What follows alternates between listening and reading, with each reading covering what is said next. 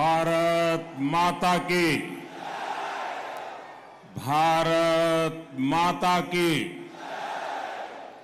हैदराबाद, सिकंदराबाद, मलकाजगिरी, चेवल्ला और भांगीर को अंदर की नमस्कारम। आप सभी को ये पर्दा नीचे रख दो प्लीज।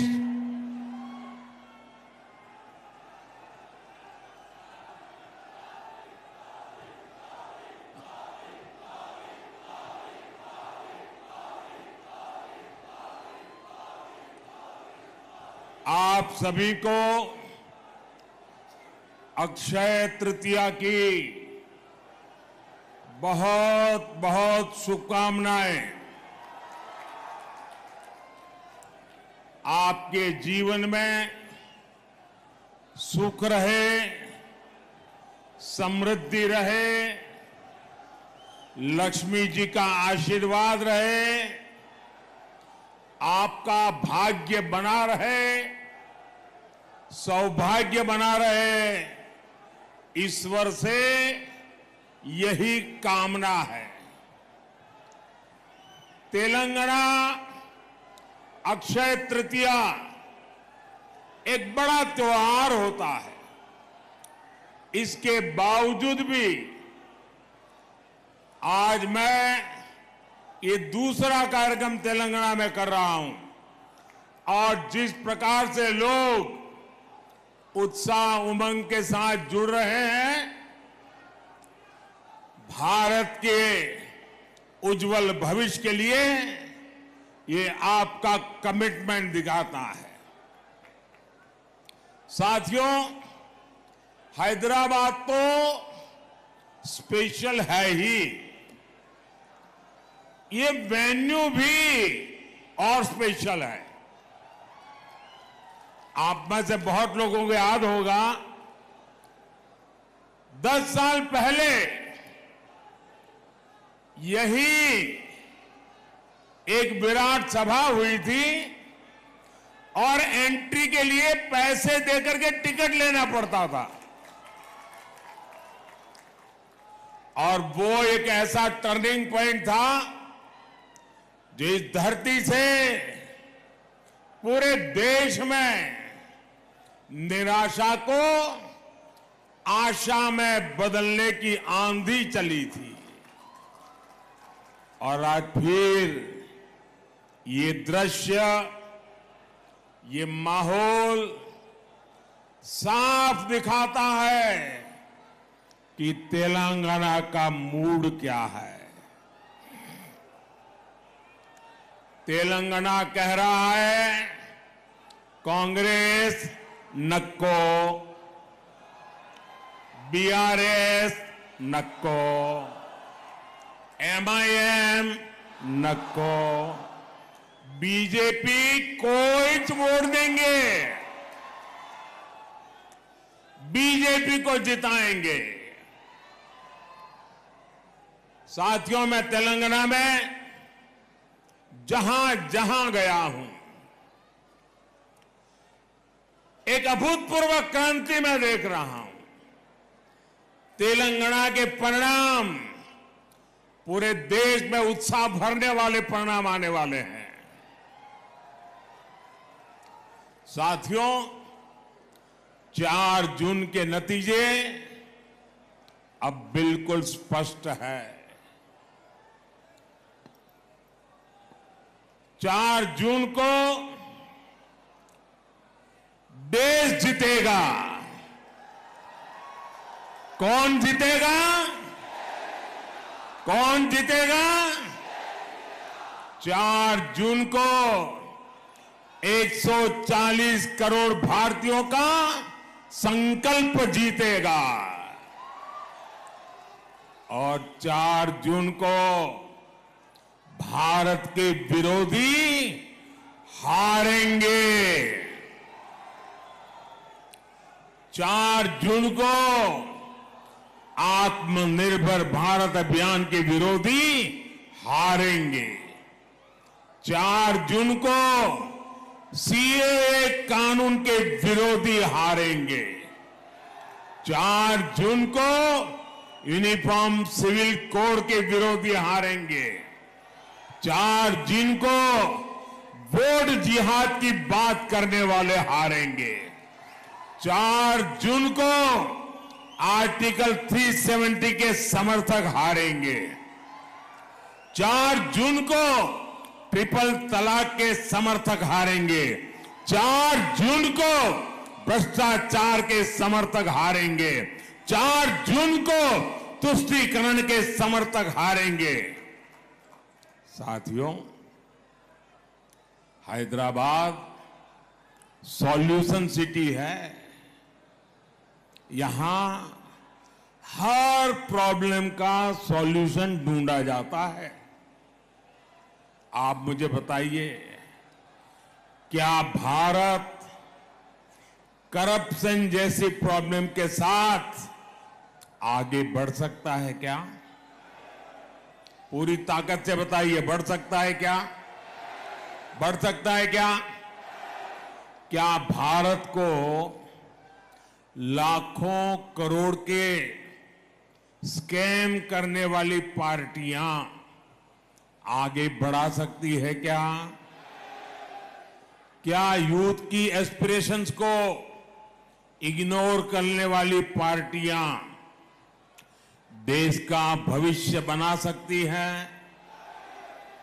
क्या मिडिल क्लास के ड्रीम्स को कुचलने वाली पॉलिटिकल पार्टियां आपका भला कर सकती हैं? क्या हर प्रोजेक्ट में पहले करप्शन का पोटेंशियल खोजने वाली पार्टियां मॉडर्न इंफ्रास्ट्रक्चर बना सकती हैं? तो ये काम कौन कर सकता है? ये काम कौन कर सकता है? ये काम कौन कर सकता है? ये काम कौन कर सकता है? ये काम कौन कर सकता है? मोदी नहीं, ये आपका एक वोट कर सकता है। ये आपके वोट की ताकत है जो इन सारी समस्याओं का समाधान है। आपने बीजेपी को वोट, एनडीए को वोट दिया। भारत भी अपनी दशकों पुरानी प्रॉब्लम्स के सॉल्यूशंस पर काम करने लगा। आज इसका परिणाम हम चारों तरफ देख रहे हैं। भारत आज डिजिटल पावर है। भारत आज फिनटेक पावर है। भारत आज स्टार्टअप पावर है। भारत आज 5वीं दुनिया की सबसे बड़ी इकोनॉमी है। भारत आज स्पेस पावर है। साथियों, ये तो मोदी का ट्रैक रिकॉर्ड है। लेकिन कांग्रेस का ट्रैक रिकॉर्ड क्या है? कांग्रेस का ट्रैक रिकॉर्ड है लूट, लूट, लूट। कांग्रेस का ट्रैक रिकॉर्ड है अपीसमेंट। कांग्रेस का ट्रैक रिकॉर्ड है डायनेस्टी फर्स्ट। कांग्रेस का ट्रैक रिकॉर्ड है आतंकवादियों पर नरमी। हमारे जो फर्स्ट टाइम वोटर्स हैं ना, मैं तो चाहूंगा कि हर परिवार अपने 18, 20, 22 साल के बच्चों के साथ बैठे और 10 साल पहले क्या हाल थे उसकी जरा चर्चा करें। शायद इन फर्स्ट टाइम वोटर जो आज से 10 साल पहले 8 साल, 10 साल, 12 साल के थे, उन्हें तो याद भी नहीं होगा 10, 11 साल पहले यहां दिलसुख नगर में सीरियल बम ब्लास्ट हुए थे। कांग्रेस की सरकार में पहले पूरे देश में ऐसी ही खबरें आती रहती थी। कोई परिवार रेस्टोरेंट में खाना खाने गया है, ब्लास्ट हो जाता है। कोई परिवार थिएटर में मूवी देखने गया है, ब्लास्ट हो जाता था। कोई परिवार बस से ट्रैवल कर रहा है, ब्लास्ट हो जाता था। आज कहीं से भी ऐसी खबरें आती हैं क्या? जरा इस तरफ से मुझे जवाब चाहिए। क्या ऐसी खबरें आती हैं क्या? उधर से जरा बताइए, ऐसी खबरें आती है क्या? ये बम ब्लास्ट किसने रोके? ये बम ब्लास्ट किसने रोके? ये बम ब्लास्ट किसने रोके? ये बम ब्लास्ट रोकने का काम आपने दिल्ली में एक मजबूत सरकार बनाई, मोदी को सेवा हाउस का अवसर दिया, तब जाकर के रुका है। लेकिन ये बात कांग्रेस और इंडी गठबंधन को पसंद नहीं आ रही है। देश में ये खून खराबा फिर से शुरू हो, इसके लिए कुछ ताकतें मोदी को हटाने में जुटी है। इसलिए मैं हैदराबाद से पूरे देश को सतर्क करना चाहता हूं। जो कोई अनजान पंजा आतंक को उसके साए में जीने के लिए देश को मजबूत कर दे जाता, देश को मजबूर बना देता था। और इसलिए फिर से एक बार देश आतंक की लपट में आना नहीं चाहता है। साथियों, कांग्रेस हमेशा से एंटी मिडिल क्लास पार्टी रही है। आप याद कीजिए, जब ये सरकार में तो कैसी कैसी बातें करते थे। इनके एक नेता कहते थे कि मिडिल क्लास केयरलेस हैं।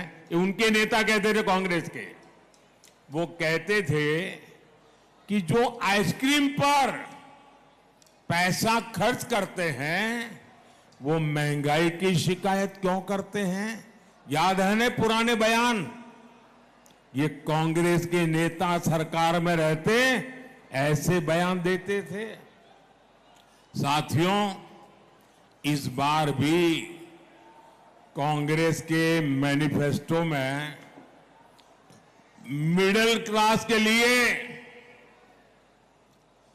जरा सा भी विचार नहीं किया गया है। लेकिन ये लोग मिडिल क्लास की कमाई का एक्सरे करके उसे अपने वोट बैंक की और उनको बांटने की घोषणाएं डंके की चोट पर कर रहे हैं। साथियों, आप मुझे बताइए, आपकी जो संपत्ति है उस पर आपके संतानों का अधिकार है कि नहीं है? जरा मुझे सबके सब लोग बताइए, क्या आपकी संपत्ति पर आपके संतानों का अधिकार है कि नहीं है?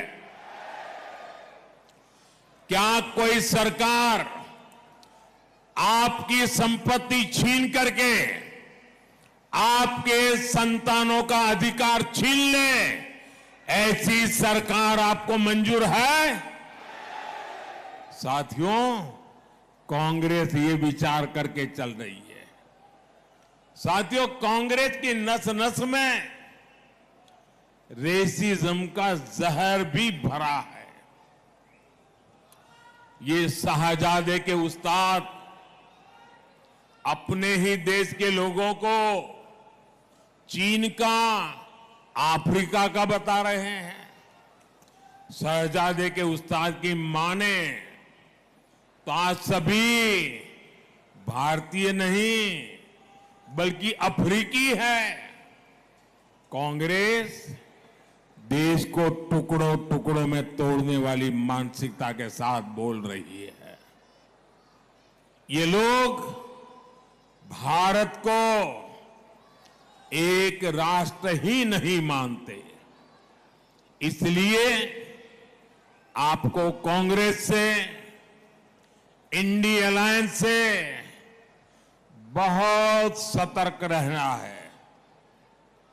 साथियों, आप सभी जानते हैं कि शहजादे को ऐसे खतरनाक आइडिया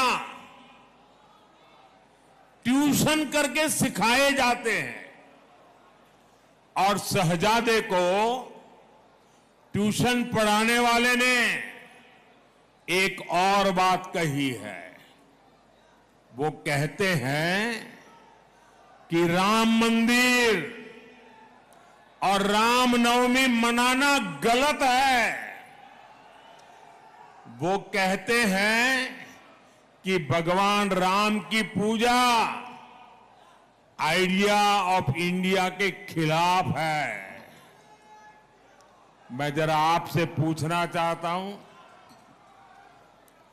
क्या भगवान राम का अपमान आपको मंजूर है? क्या पूजा करना गलत है? क्या पूजा करना देशद्रोह है? क्या भारत को हमेशा विदेशी चश्मे से देखने वाली कांग्रेस को आइडिया ऑफ इंडिया का अंदाज ही नहीं है। आखिर क्या है idea of India? Idea of India Bharat की हजारों साल पुरानी संस्कृति का प्रतिबिंब है। आइडिया ऑफ इंडिया यानी सत्यमेव जयते। आइडिया ऑफ इंडिया यानी अहिंसा परमो धर्म। आइडिया ऑफ इंडिया यानी आचारः परमो धर्म। आइडिया ऑफ इंडिया न ही सत्यात् परो धर्म। आइडिया ऑफ इंडिया एकम सत् विप्रहा बहुधा वदन्ति। आइडिया ऑफ इंडिया वसुधैव कुटुंबकम। आइडिया ऑफ इंडिया सर्वपंथ संभाव। आइडिया ऑफ इंडिया अपदीपो भवत्। आइडिया ऑफ इंडिया बुद्धम शरणम गच्छामि। आइडिया ऑफ इंडिया सर्वे भद्राणि पश्यन्तु मां कश्चित् दुःख भाग् भवेत्। आइडिया ऑफ इंडिया परोपकाराय सताम विभूतयः। इंडिया आइडिया ऑफ इंडिया जन सेवा ही प्रभु सेवा। आइडिया ऑफ इंडिया ईश्वरः सर्वभूतानाम। आइडिया ऑफ इंडिया सर्व ज्योति के बीच समाना। Idea of India God is great. Idea of India नर में नारायण, जीव में शिव। आइडिया ऑफ इंडिया या देवी सर्वभूतेषु मातृरूपेण संस्थिता। आइडिया ऑफ इंडिया नारी तू नारायणी। आइडिया ऑफ इंडिया मां विद्विषाव है। आइडिया ऑफ इंडिया मिच्छामि दुक्कडम। और आइडिया ऑफ इंडिया अपि स्वर्णमयी लंका न मे लक्ष्मण रोचते जननी जन्मभूमिश्च स्वर्गादपि गरीयसी। हमें जन्म देने वाली ये धरती मुझे स्वर्ग से भी ज्यादा प्रिय है। ये भगवान श्री राम के ही तो बोल थे। ये आइडिया ऑफ इंडिया आज केवल मान्यताओं तक सीमित नहीं है। ये आइडिया ऑफ इंडिया आज भारत की एक सशक्त पहचान है। ये आइडिया ऑफ इंडिया आज भारत की बुलंद आवाज है। और इसलिए आज आइडिया ऑफ इंडिया यानी इंटरनेशनल योग दिवस, आइडिया ऑफ इंडिया यानी one earth, one family, one future का विजन। आइडिया ऑफ इंडिया यानी विश्व के लिए वन सन, वन अर्थ, वन ग्रिड का विचार। आइडिया ऑफ इंडिया यानी चंद्रमा पर Shiv Shakti point. Idea of India मतलब mother of democracy. Idea of India justice to all, appeasement to none. जिन श्री राम से हमें ये प्रेरणा मिलती है, उन्हीं प्रभु राम की पूजा को कांग्रेस आइडिया ऑफ इंडिया के खिलाफ बता रही है। साथियों, तुष्टीकरण के लिए कांग्रेस और उसकी जैसी सोच वाली पार्टियां कुछ भी कर सकती है। यहां हैदराबाद में भी एमआईएम को इसलिए ही खुली छूट दी गई है, वोट बैंक न नाराज हो जाए, इसी डर से ना तो कांग्रेस और ना ही बीआरएस हैदराबाद मुक्ति दिवस मनाना चाहती है। लेकिन अब बीजेपी ने हैदराबाद को इस खौफ से मुक्ति दिलाने की ठानी है। केंद्र सरकार ने तय कर दिया है कि हर साल 17 सितंबर को, 17 सितंबर को हैदराबाद मुक्ति दिवस मनाया जाएगा। भाइयों और बहनों, हिंदुओं को बांटो और अपने वोट बैंक को खुश करो, ये कांग्रेस की रणनीति है। इसलिए कांग्रेस एससी, एसटी, बीसी से रिजर्वेशन छीनकर रिलीजन के आधार पर बांटना चाहती है। आपने सुना होगा कि शाहजादे के करीबी और चारा घोटाले के दोषी नेता ने क्या कहा? जेल से बाहर आए हैं और क्या बोल रहे हैं?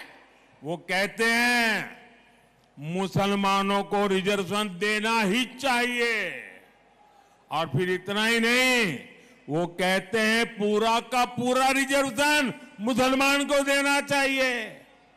ये लोग बीसी कोटा के रिजर्वेशन को खत्म करके रिलीजन के नाम पर रिजर्वेशन देना चाहते हैं।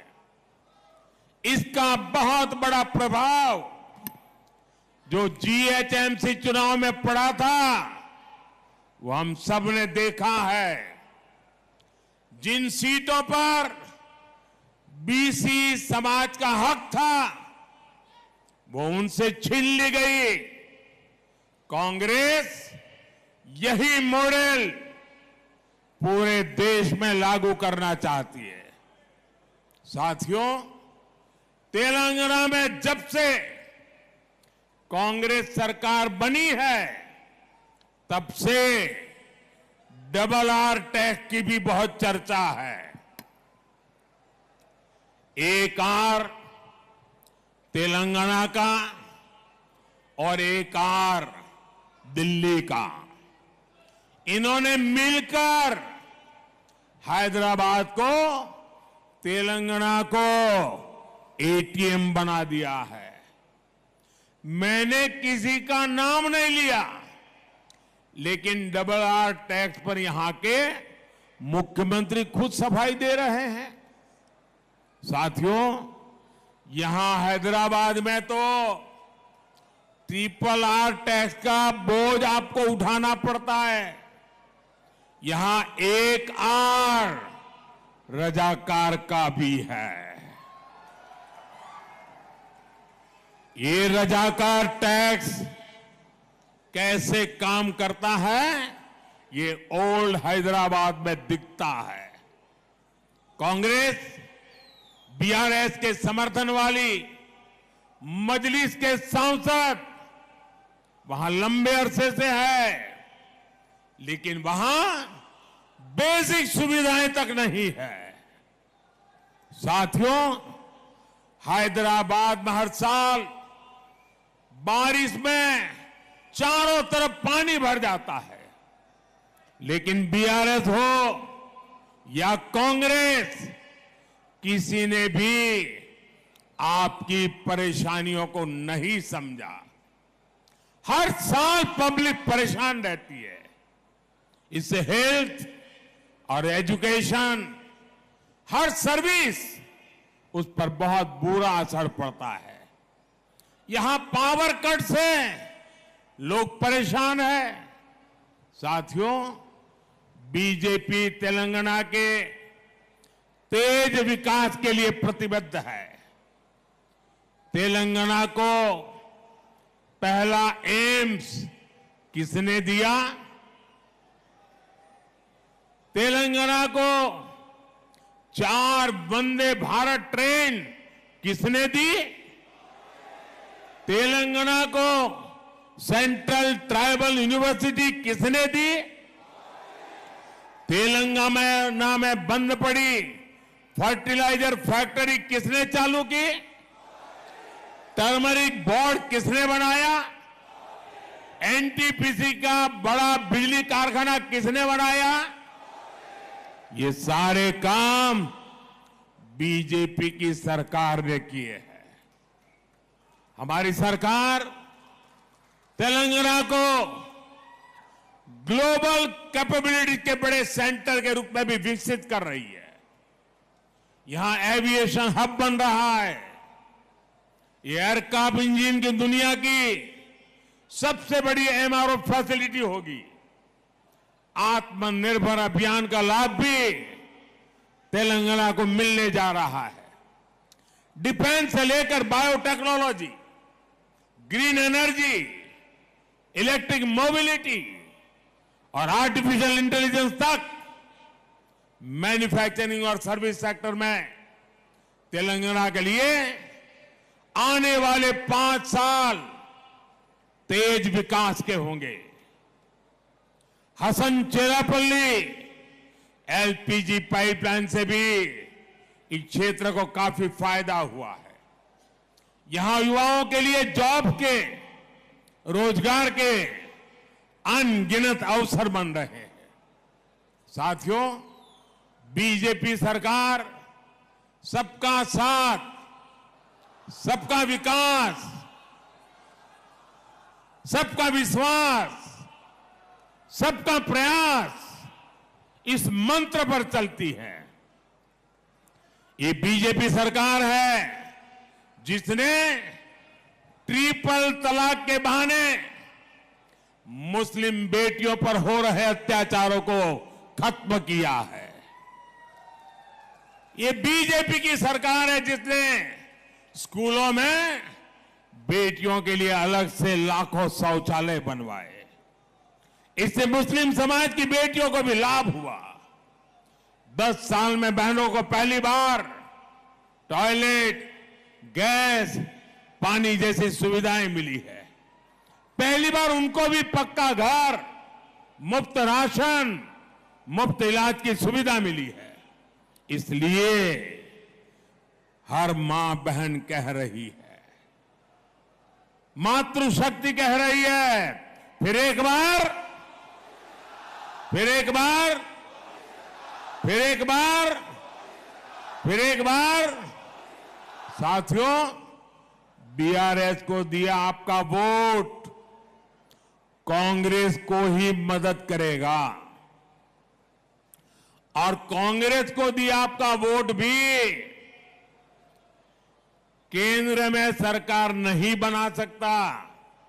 इसलिए आपको भारी संख्या में भाजपा के पक्ष में कमल के निशान पर बटन दबा करके मतदान करना है। और भाइयों बहनों, क्या मेरा तेलंगाना मतदान के पुराने सारे रिकॉर्ड तोड़ सकता है? सारे पुराने रिकॉर्ड तोड़ सकता है?